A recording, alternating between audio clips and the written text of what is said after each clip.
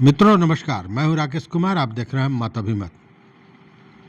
मित्रों, एक ही सवाल, जितने भी हमारे व्यूअर हैं जो नगर निकाय चुनाव से जुड़े हुए हैं या किसी भी तरह से नगर निकाय से जुड़े हुए हैं, उन लोगों का एक ही प्रश्न है कि कब होगी सुनवाई सुप्रीम कोर्ट में।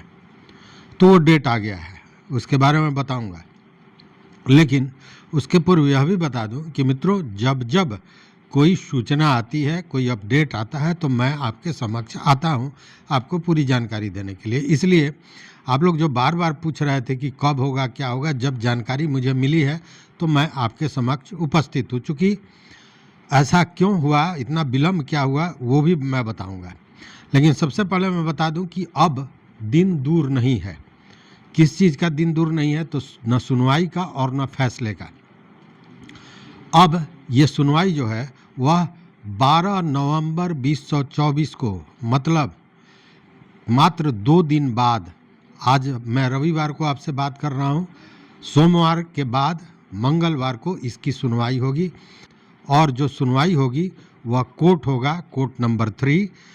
इस मामले की सुनवाई ऑनरेबल मिस्टर जस्टिस सूर्यकांत और ऑनरेबल मिस्टर जस्टिस उज्ज्वल भुयान साहब करेंगे। ये केस नंबर देखिए, आपके स्क्रीन पर दिखाई दे रहा होगा। ये 12/11/2024 केस नंबर SLPC नंबर 5864 2024। ये आइटम नंबर 34। जस्टिस का नाम है honourable mister justice Suryakant, honourable mister justice Ujjwal Bhuyan, Sunil Kumar versus state of Bihar, court number 3। देखिए, कोर्ट नंबर 3, अगर आप सुप्रीम कोर्ट से थोड़ा भी उसके विषय में जानते हैं तो आप जानते होंगे कि कोर्ट नंबर 1 से 5 तक के कोर्ट को बहुत अच्छा माना जाता है और वहाँ जो फैसले होते हैं उसकी हमेशा प्रशंसा होती रही है। तो ये कोर्ट नंबर 3 में है और कोर्ट नंबर 3 के जस्टिस मिस्टर सूर्यकांत हैं। ये सूर्यकांत, जस्टिस सूर्यकांत वही हैं जिन्होंने, आपको याद होगा कि इस मामले में सुप्रीम कोर्ट ने एक ऑर्डर किया था, इंटरिम ऑर्डर, जिसमें कहा था कि बिहार सरकार ने जो डेडिकेटेड कमीशन बनाया है उसे डेडिकेटेड कमीशन नहीं माना जा सकता है। तो उन्हीं के पास अब ये मामला गया है, अब इसकी सुनवाई होनी है। और अमूमन मान के चलिए कि इसको सुनवाई कितने दिन होगी, कब तक फैसला आएगा, इस पर भी बताऊंगा। लेकिन सबसे पहले बता दूं कि देखिए, 31 जनवरी 2024 को हाई कोर्ट ने अपना फैसला इस मामले पर दिया था और हाई कोर्ट के फैसले से असंतुष्ट जो याचिकाकर्ता थे सुनील कुमार, वो पहुंच गए थे सुप्रीम कोर्ट में। आपको अगर याद नहीं हो तो मैं फिर आपको ये याद दिला दूं कि सुप्रीम कोर्ट ने जो अपना ऑर्डर दिया था उसमें ये कहा था कि डेडिकेटेड कमीशन नहीं माना जा सकता है। लेकिन उन्होंने कहा था कि चूंकि ये मामला पटना उच्च न्यायालय के क्षेत्राधिकार का है, इसलिए पहले आप पटना उच्च न्यायालय में जाइए और वहाँ से न्याय लेके आइए। अगर वहाँ के न्याय से आप असंतुष्ट होंगे तब आप सुप्रीम कोर्ट आ सकते हैं, यहाँ दरवाज़ा खुला हुआ है। और उसके बाद मामला चला गया था हाई कोर्ट में, याद होगा आपको। हाई कोर्ट में लंबी प्रक्रिया चली, जबकि सुप्रीम कोर्ट ने कहा था कि मामले का निपटारा 4 माह के भीतर हो जाना चाहिए, मामले की तत्कालिकता को देख के। चूँकि ये जो पार्षदों का चुनाव है ये मात्र 5 साल के लिए होता है और समय बीत रहा था, तो 4 माह का समय दिया गया था। लेकिन हाई कोर्ट ने कभी सिंगल बेंच, कभी डबल बेंच, कभी इस बेंच, कभी उस बेंच, इसी तरह ये घूमता रहा मामला और अंत में 11 महीने के बाद लगभग इसका फैसला आया। फैसला भी ऐसा जिससे सुनील कुमार संतुष्ट नहीं थे। उसका कारण ये था कि नगर निकाय चुनाव से जुड़े हुए और भी मामले थे, रामबली सिंह का मामला था और भी 2-3 मामले थे। इन सारे मामलों को क्लब कर दिया गया था और क्लब करने के बाद उन चीज़ों को एक तरह से कहें कि नज़रअंदाज करते हुए फैसला सुना दिया गया था, जिसके लिए सुनील कुमार अपनी ये लड़ाई लड़ रहे थे और उसका इंस्ट्रक्शन भी सुप्रीम कोर्ट ने दिया था। और इसी असंतुष्टि में ये चले गए सुप्रीम कोर्ट में 15 मार्च 2024 को इसकी सुनवाई हुई, केस एडमिट हो गया और उसके बाद में इसकी पहली सुनवाई हुई 3 मई 2024 को, जब बिहार सरकार ने पुनः 6 सप्ताह का समय मांगा जवाब देने के लिए, जिस पर सुप्रीम कोर्ट ने अंतिम ये समय देते हुए कहा कि अब अगली जो सुनवाई होगी वह 23/7/24 को होगी और यह डेट फिक्स हो गया कि 23/7/24 को इस मामले की सुनवाई होगी। मामला उस दिन लिस्ट पर था भी, लेकिन उसके पहले के जो मामले थे वो इतने लंबे चले कि ये बेंच पर नहीं जा पाया, ये मामला बेंच पर नहीं चढ़ पाया और इसकी सुनवाई नहीं हुई। उसके बाद में पुनः 30/7/24 को इसका डेट पड़ा, लेकिन यह डेट कंप्यूटर जनरेटेड था।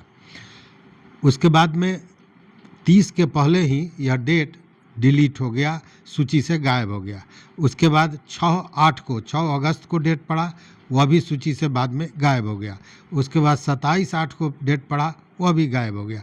इस बीच में एक बार जो सुनील कुमार के विद्वान अधिवक्ता हैं राहुल श्याम भंडारी साहब, उन्होंने मेंशनिंग भी की थी, फिर दोबारा उन्होंने मेंशनिंग की 23/8/24 को, लेकिन उसके बाद भी 2/9/24 को जो डेट आया वो कंप्यूटर जनरेटेड था और वह भी कहीं ना कहीं सस्पेंडेड दिखाने लगा, उसके पूर्व ही मतलब सूची से गायब हो गया।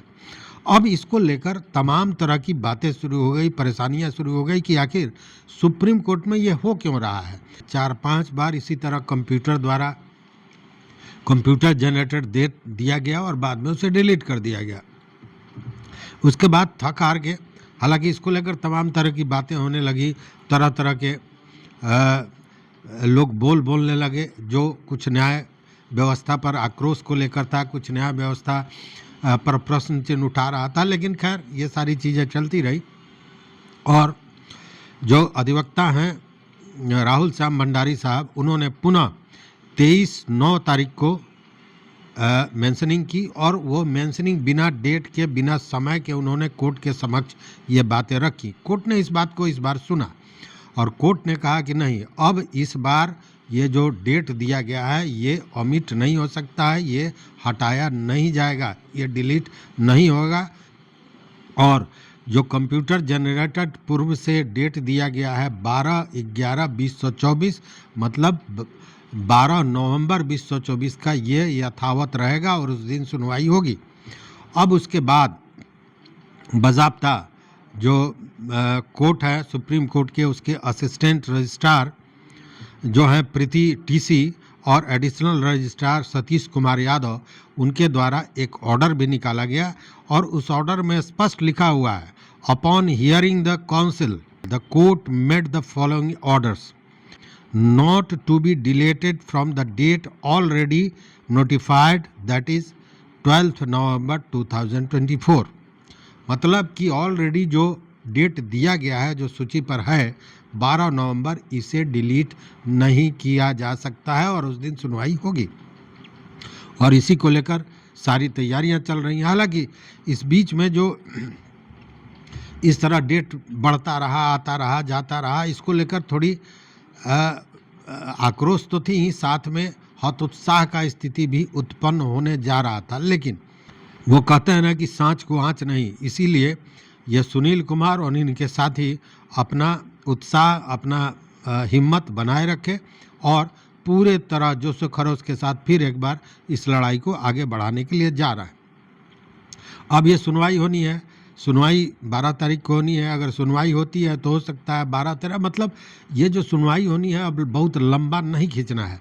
आपको याद होगा यही जस्टिस सूर्यकांत ने पूर्व में भी इस मामले की पूरी सुनवाई कर रखी है, वो पूरी तरह इस पूरे मामले को जानते हैं और अब उन्हीं के पास फिर यह मामला गया है तो कोर्ट में सुनवाई शुरू होगा, सुनवाई होगी और उसके बाद फैसला आएगा।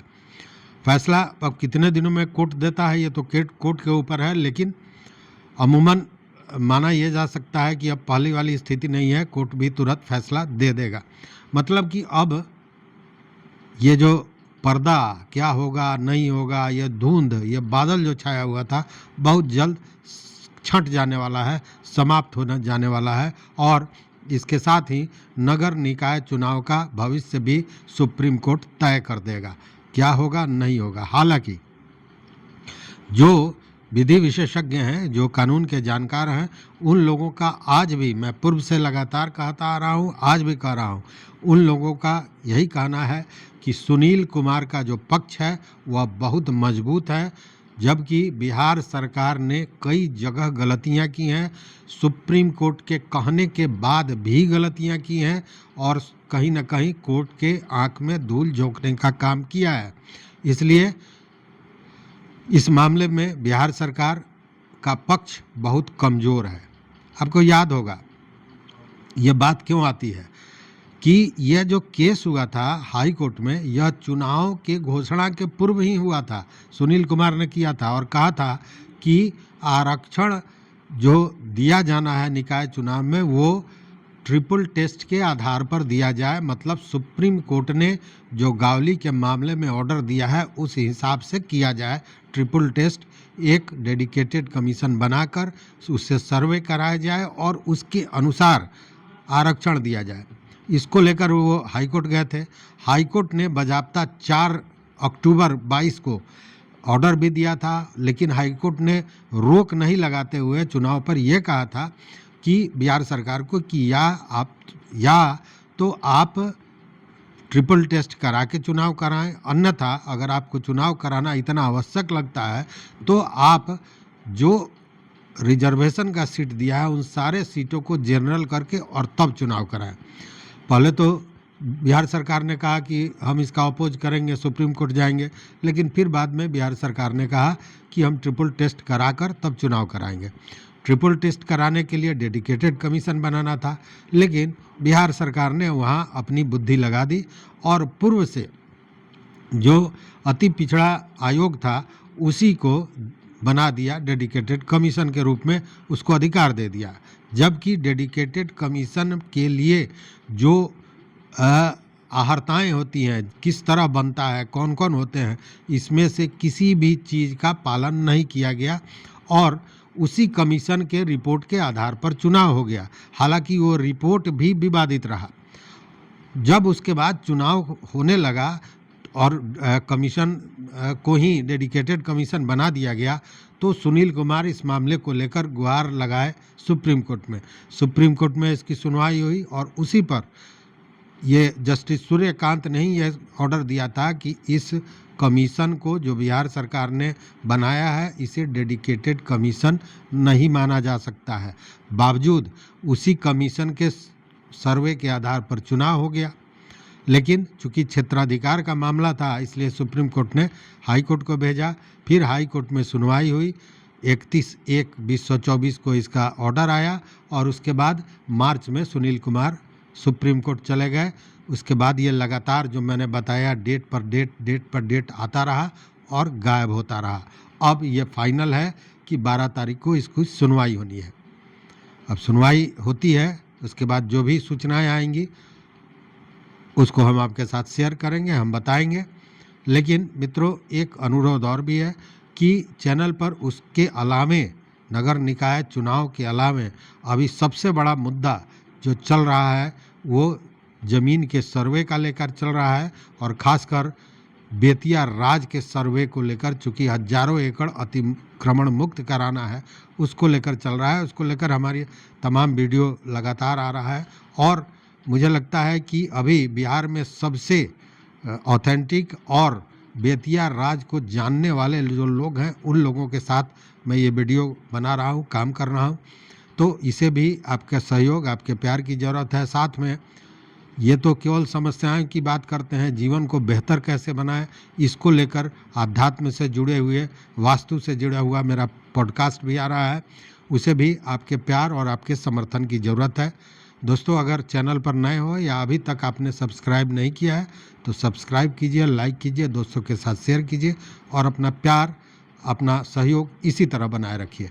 बहुत बहुत धन्यवाद, बहुत बहुत धन्यवाद।